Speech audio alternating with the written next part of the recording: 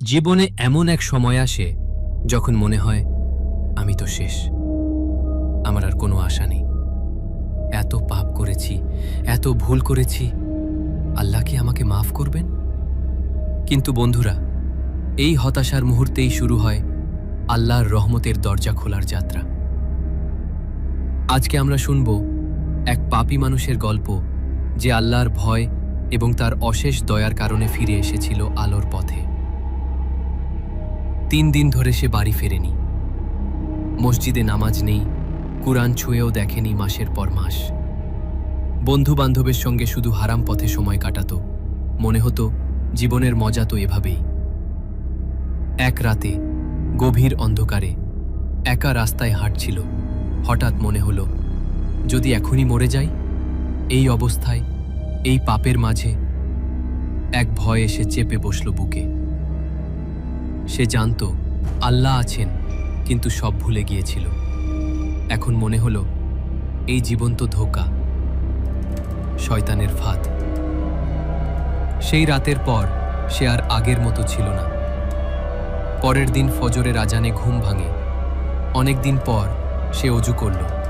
অজুর পানির সঙ্গে যেন গুনাহগুলোও ধুয়ে যাচ্ছিল। সে কেঁদে ফেলল। হ্যাঁ, পুরুষ মানুষও কাঁদে। যখন হৃদয় আল্লাহর সামনে নরম হয়, তখন চোখের পানি থামে না। আল্লাহর রহমত কত বিশাল!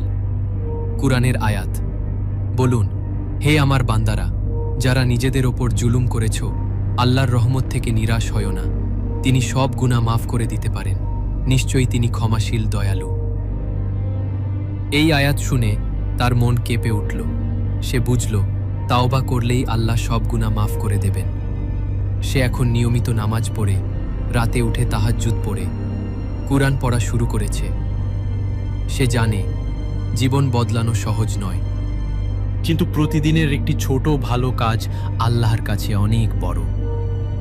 সে এখন অন্যদেরও দাওয়াত দেয়, পাপ থেকে ফিরে আসার দাওয়াত। বন্ধুরা, এই গল্প হয়তো আপনার অথবা আপনার ভাইয়ের অথবা আপনার বন্ধুর। হয়তো আপনি এখনও সেই অন্ধকারে আটকে আছেন। আজই সিদ্ধান্ত নিন, ফিরে আসুন। আল্লাহ আপনাকে ডাকছেন। তার দরজা সব সময় খোলা। আল্লাহকে খোঁজ করুন, দেখবেন তিনি আপনার অপেক্ষায় ছিলেন বহু আগ থেকে। হে আল্লাহ, আমাদের গুনাহ মাফ করে দাও, আমাদের হৃদয় আলোর পথে ফিরিয়ে দাও। আমাদেরকে হেদায়েত দান করো এবং জান্নাতের পথে চালিত করো। আমিন।